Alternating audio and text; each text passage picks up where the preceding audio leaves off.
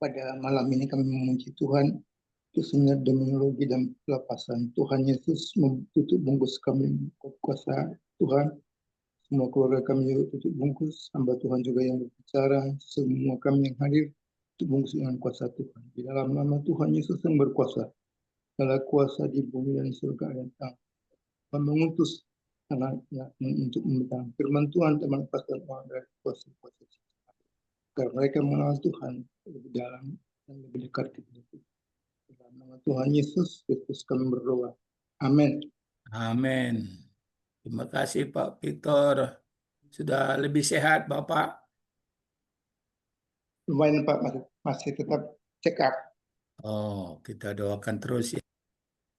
Oke, malam hari ini kita masuk dalam kelanjutan bagaimana supaya orang yang sudah dilepaskan dari kuasa-kuasa kegelapan itu boleh terpelihara terus gitu ya. Yang kedua dia harus masuk lingkungan rohani, yaitu tubuh Kristus. Seorang yang baru dilepaskan dari belenggu iblis dan roh-roh jahat, oleh karena dia percaya kepada Kristus, dia telah dimasukkan ke dalam tubuh Kristus, ke dalam keluarga Allah, yaitu gerejanya.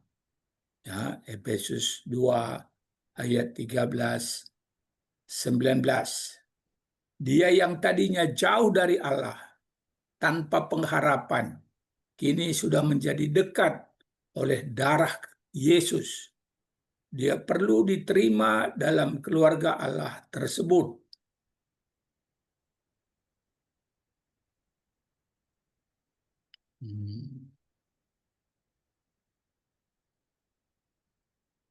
Oleh sebab itu firman Tuhan menasihatkan, terimalah satu akan yang lain, sama seperti Kristus juga telah menerima kita untuk kemuliaan Allah. Sebentar ya, ada telepon ini dari adik saya. Halo Dek.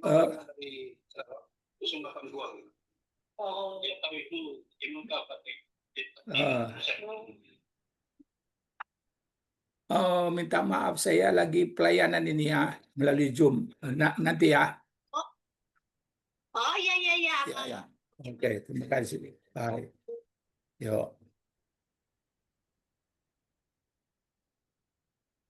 Ya, oleh sebab itu firman Tuhan menasihatkan, terimalah satu akan yang lain sama seperti Kristus juga telah menerima kita untuk kemuliaan Allah. Roma 15 ayat 7. Kita yang kuat wajib menanggung kelemahan orang yang tidak kuat, dan jangan kita mencari kesenangan kita sendiri. Setiap orang di antara kita harus mencari kesenangan sesama kita demi kebaikannya untuk membangunnya, ya, membangun tubuh Kristus. Dalam lingkungan yang rohani, seorang yang baru dimerdekakan dari belenggu iblis dapat menjadi dewasa secara rohani. Oleh karena itu, Alkitab menegaskan supaya seorang percaya harus ikut aktif dalam kegiatan tubuh Kristus. Ibrani 10 ayat 5, jangan menjauhkan diri daripada ibadah-ibadah. Ya. Dia perlu aktif mengikuti semua kegiatan yang akan membawanya kepada pertumbuhan yang sehat. Kegiatan apa saja? Aktif dalam persekutuan doa. Seorang yang baru dilepaskan perlu mengerti bahwa doa adalah napas kehidupan rohaninya. Dalam doa, dia dapat senantiasa datang kepada Tuhan, memohon pertolongan untuk setiap situasi yang dihadapinya. Kalau ada serangan kuasa-kuasa kegelapan, dia bisa minta tolong kepada Tuhan dalam doa. Tuhan berjanji bahwa setiap orang percaya yang berseru kepada Tuhan, dia pasti menyelamatkannya. Roma 10 ayat 13 ya. Jadi barang siapa yang berseru kepada nama Tuhan akan diselamatkan. Semua orang yang mengerti peperangan dengan kuasa-kuasa iblis dan roh-roh jahat ini setuju bahwa doa adalah senjata yang ampuh. Friedrich S. Leahy, meskipun tidak setuju dengan hal pengusiran setan demi nama Tuhan Yesus, tapi dia menekankan hal doa ini. Jadi perlu ya, orang yang baru dilepaskan dari kuasa iblis perlu sungguh-sungguh terlibat dalam doa, ya, sungguh-sungguh menghayati doa, menikmati doa. Ya. Melalui doa, seorang yang sudah dilepaskan dapat mendukung hamba-hamba Tuhan yang memberitakan Injil kepada orang-orang yang masih dibelenggu oleh iblis dan roh-roh jahat, supaya Tuhan memerdekakan mereka juga. Ya. Roma pasal 10 ayat 14-15, Kisah Rasul 26 ayat 18 ya. Paulus katakan dia dipanggil Tuhan untuk memberitakan Injil supaya orang bertobat, supaya orang meninggalkan iblis dan roh-roh jahat dan kembali kepada Tuhan. Berikutnya, dia perlu aktif dalam persekutuan penyelidikan Alkitab, Bible study. Seorang yang sudah dilepaskan dari belenggu iblis dan roh jahat tidak cukup mempelajari firman Tuhan sendiri, melainkan juga bersama-sama orang percaya lainnya. Ya, seperti Kisah Rasul 2:42. Mereka, orang yang sudah bertobat itu tekun mengikuti pengajaran rasul-rasul. Ya. Dengan demikian, dia semakin menyadari pentingnya penggunaan firman Allah dan tahu bagaimana menggunakannya dalam menghadapi peperangan dengan kuasa kegelapan itu. Jadi seorang yang baru dilepaskan itu akan terus harus berperang dengan iblis dan roh-roh jahat. Ya. Yakobus pasal 4 ayat 7. Lawanlah dia dengan iman, maka dia akan lari daripadamu. Lawan dia dengan firman Allah. Ya. Usir dia dengan firman Allah. Kegiatan berikutnya ialah mengikuti perjamuan kudus. Perjamuan kudus mempunyai 3 arti. Untuk masa lampau, mengingatkan kita pengorbanan Kristus Yesus untuk dosa-dosa kita, manusia. Dan untuk mengalahkan musuh Allah dan musuh manusia, yaitu iblis dan roh-roh jahat. Jadi untuk 2000 tahun lalu, Tuhan Yesus mati di atas kayu salib, kemudian dia bangkit dari antara orang mati. Dia sudah mengalahkan dosa, sudah mengalahkan iblis dan roh-roh jahat, dia sudah mengalahkan maut. Ya, puji Tuhan. Untuk masa sekarang, perjamuan kudus mempererat persekutuan orang percaya dengan Kristus dan tubuhnya. Untuk masa yang akan datang, menguatkan pengharapan orang percaya terhadap kedatangan Kristus kedua kali untuk menjemputnya dan membawanya ke rumah Bapa di sorga. 1 Korintus 11 ayat 23-32. Sama dengan Yohanes pasal 14 ayat 1 dan 2. Tuhan katakan, aku pergi ke sana untuk menyediakan tempat bagimu. Dan aku akan datang kembali untuk menjemput kamu, supaya di mana aku berada, di situ kamu berada. Secara psikologis, mengikuti perjamuan kudus ini merupakan pengganti kekosongan kegiatan yang sebelumnya dilakukan oleh orang yang baru dilepaskan itu. Tadinya dia selalu mengadakan upacara berhubungan dengan iblis dan roh-roh jahat. Ya, upacara beri makan, beri korban, dan sebagainya. Ya. Kurt Koch mengatakan bahwa melalui perjamuan kudus, seseorang yang sudah dilepaskan dibawa berpartisipasi dalam event Kristus, di mana melaluinya dia merasakan persekutuan dengan darah dan tubuh Kristus yang kelihatan dalam penyatuannya dengan gereja Kristus, realisasi kerajaannya yang akan menguatkannya dalam melawan pengaruh dan serangan roh-roh jahat. Ini bahasa Inggrisnya ini ya. Kemudian aktif melayani Tuhan dan sesama. Seorang yang telah dilepaskan dari belenggu iblis dan roh-roh jahat akan rindu melayani Tuhan dan sesama. Dalam Markus 5 ayat 18-20 dijelaskan bahwa orang gerasa yang tadinya dirasuk setan, setelah dilepaskan oleh Tuhan Yesus, dia ingin mengikuti Tuhan Yesus.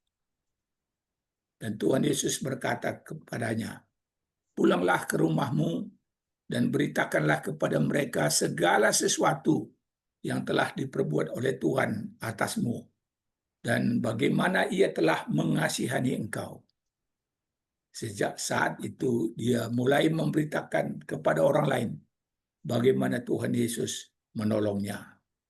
Tadinya dia tinggal di pekuburan, dia memukul-mukul dirinya, teriak-teriak siang malam. Tidak ada yang bisa mengikatnya, semua ikatan belenggu dilepaskannya. Tapi puji Tuhan, Tuhan Yesus mengusir begitu banyak roh jahat dari dia. Dan setelah dia dilepaskan, dia melayani Tuhan, melayani sesama, memberitakan kabar baik itu kepada orang lain. Seorang yang pernah mengalami penderitaan dalam belenggu iblis dan roh-roh jahat mengerti betapa ngeri penderitaan itu. Oleh karena itu perlu disaksikannya kepada orang lain bagaimana Tuhan Yesus dapat menolongnya. Biasanya Tuhan akan memakai orang tersebut dalam bidang pelayanan pelepasan ini. Jadi orang yang sudah dilepaskan diberikan Tuhan juga beban, dan Tuhan akan memakai dia dalam bidang pelayanan pelepasan ini. Kami di Batu itu ada di Batu Malang ada Pak Ponsius Takaliwang, mantan dukun besar. Mantan dukun besar. Setelah dia dilepaskan, dia menjadi hamba Tuhan, dan Tuhan pakai dia luar biasa dalam bidang pelayanan pelepasan ini. Daud Tony juga, mantan dukun santet nomor 1. Setelah dilepaskan oleh Tuhan, dia membebaskan, memerdekakan banyak orang yang tadinya dijajah, diperbudak oleh iblis dan roh-roh jahat. Ya, Tuhan pakai dalam bidang pelayanan pelepasan. Hal ini disaksikan oleh Daud Tony dalam bukunya yang berjudul Prajurit Peperangan Rohani, 10 langkah mengusir iblis dari hidup Anda. Ya, bisa dibaca, bisa dibeli. Daud Tony, Prajurit Peperangan Rohani, 10 langkah mengusir iblis dari hidup Anda. Kemudian aktif memberi. Sebelum dilepaskan, seseorang yang tadinya dibelenggu oleh iblis dan roh-roh jahat banyak dituntut untuk memberi korban kepada iblis dan kerajaannya. Kini sesudah dia dilepaskan, maka sebagai ucapan syukurnya kepada Tuhan, uang yang dulunya dipakai untuk melayani iblis, sekarang dipakai untuk melayani Tuhan. Maria Magdalena contohnya yang telah dibebaskan dari roh-roh jahat, melayani Tuhan Yesus dengan kekayaannya. Ya, Lukas pasal 8 ayat 2 dan 3. Dengan demikian telah terlihat bagaimana seorang yang tadinya takluk di bawah kuasa iblis dan roh-roh jahat dilepaskan oleh karena dia beriman kepada Tuhan Yesus yang telah mengalahkan iblis dan roh-roh jahat. Iman yang benar yang mencakup semua unsur perpalingan dari kepercayaan kepada iblis dan roh-roh jahat kepada iman dalam Kristus Yesus, mengakui Tuhan Yesus, berpaut kepadanya, bersekutu dan menyerahkan diri sepenuhnya kepadanya, dapat melepaskan seseorang dari belenggu kuasa kegelapan itu. Iman yang benar menghasilkan tindakan-tindakan nyata, yaitu pertobatan yang mencakup unsur pengakuan dosa dan mohon pengampunan, pemutusan hubungan dengan iblis dan roh-roh jahat, membinasakan benda-benda iblis dan roh-roh jahat, beribadah kepada Allah dengan setia, tinggal dalam Kristus dan bertumbuh dalam kehidupan rohani. Dengan demikian, orang yang tadinya dikuasai oleh iblis dan roh jahat, kini setelah beriman kepada Tuhan Yesus Kristus, dilepaskan dan mengalami kemenangan bersama Kristus. Dia menyerahkan diri sepenuhnya kepada Tuhan Yesus. Hidupnya, talentanya, hartanya dipakai untuk mempermuliakan Tuhan Yesus. Sebagai kesimpulan, ini bagian terakhir dalam demonologi dan pelayanan pelepasan ini. Setelah memilih, menggali, menggumulkan dan menguraikan tema buku ini, akhirnya penulis sampai kepada beberapa kesimpulan sebagai berikut. Alkitab mengajarkan hal demonologi dengan jelas dan luas.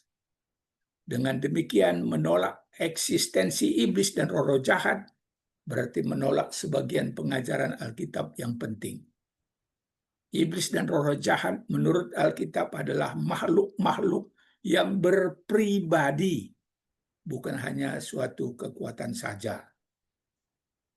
Iblis dan roh-roh jahat merupakan bagian dari ciptaan Allah yang telah memberontak melawan Allah, sehingga menjadi musuh Allah dan manusia yang melawan segala kebaikan, kebenaran, dan kesucian.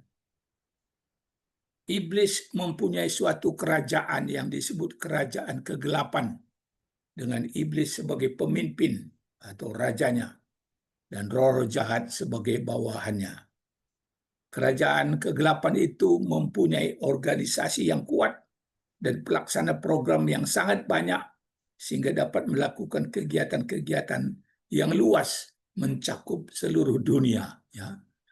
Di seluruh dunia, iblis punya antek-anteknya, punya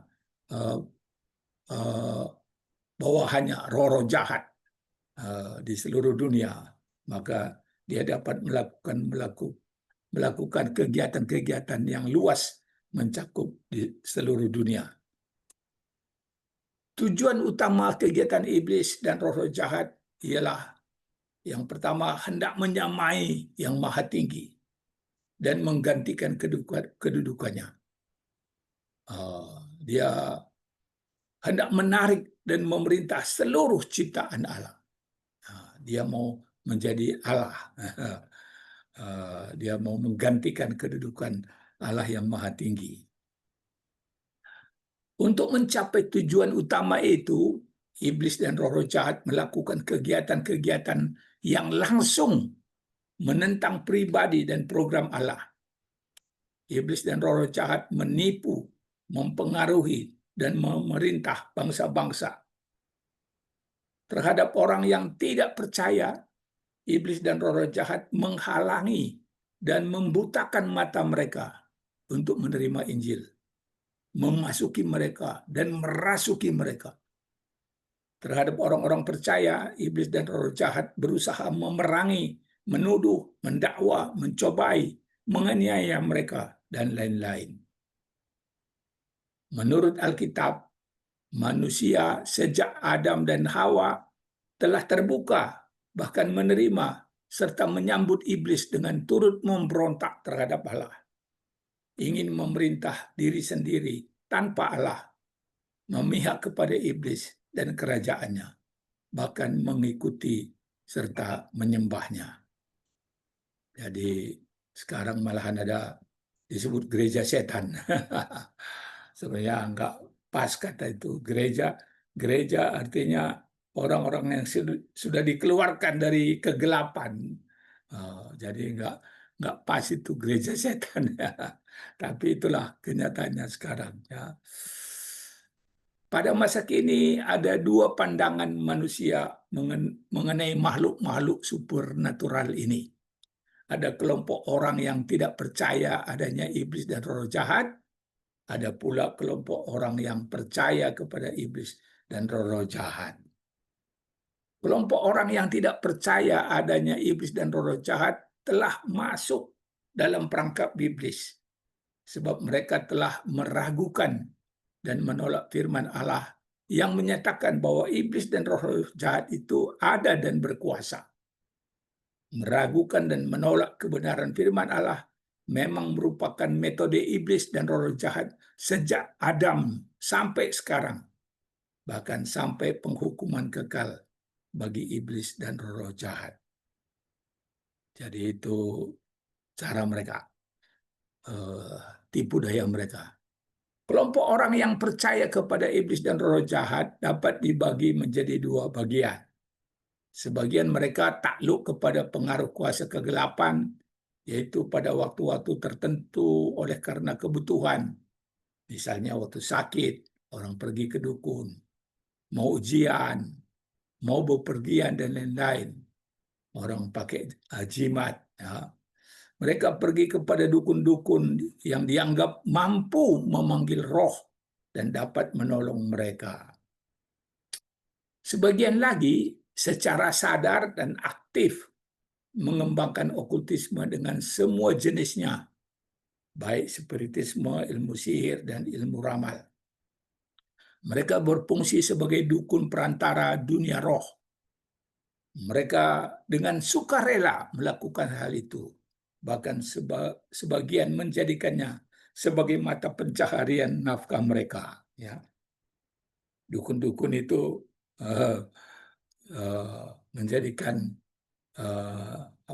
menjadikannya sebagai mata pencaharian nafkah mereka. Ya.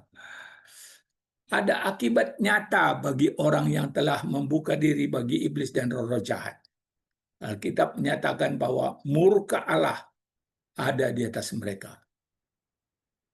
Contohnya gangguan kepribadian, baik dalam karakter, nafsu, maupun dalam emosi.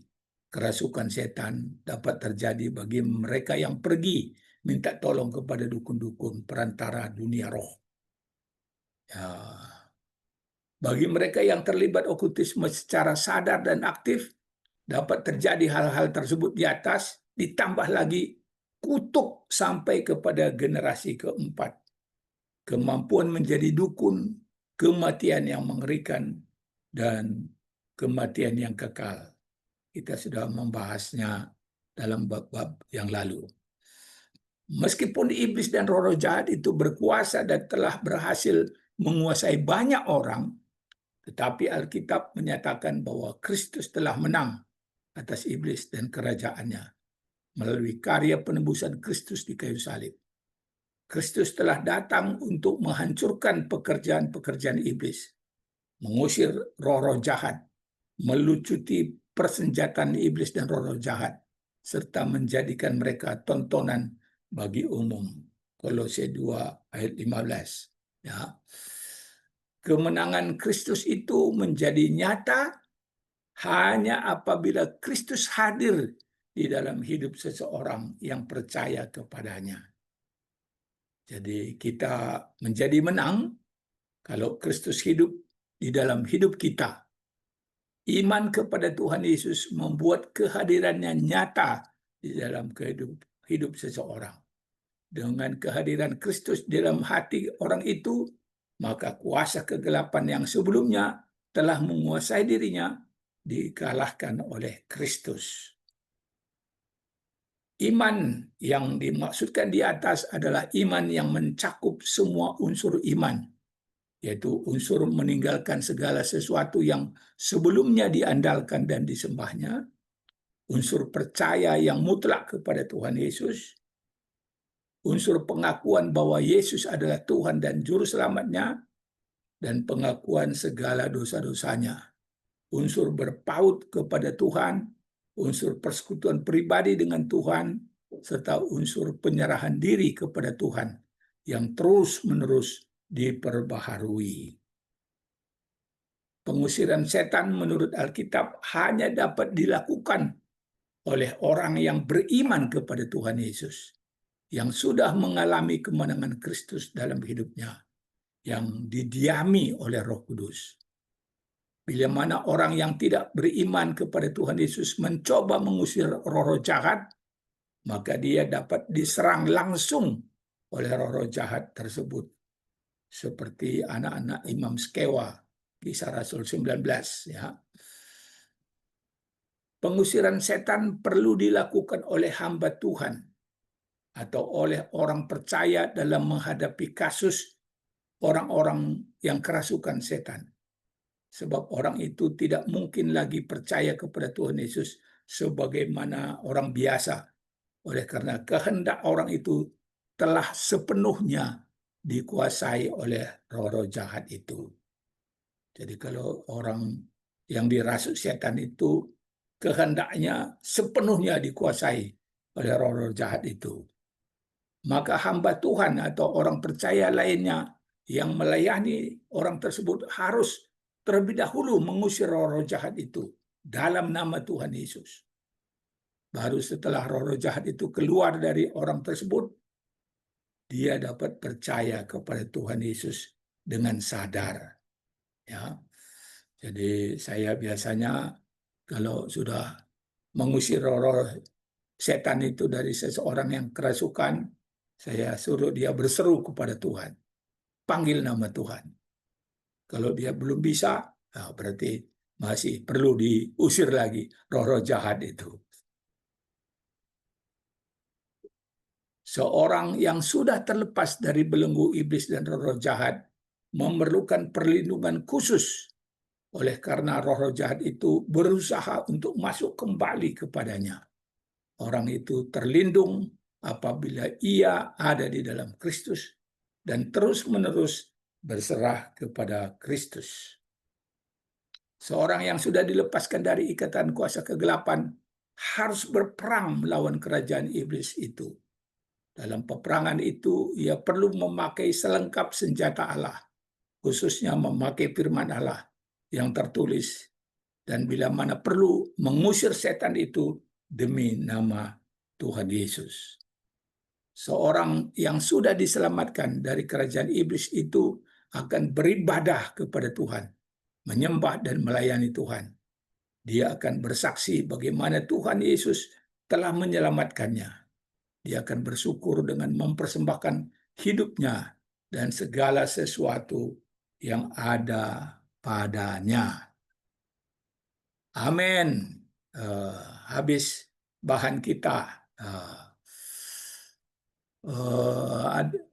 Apakah sudah ada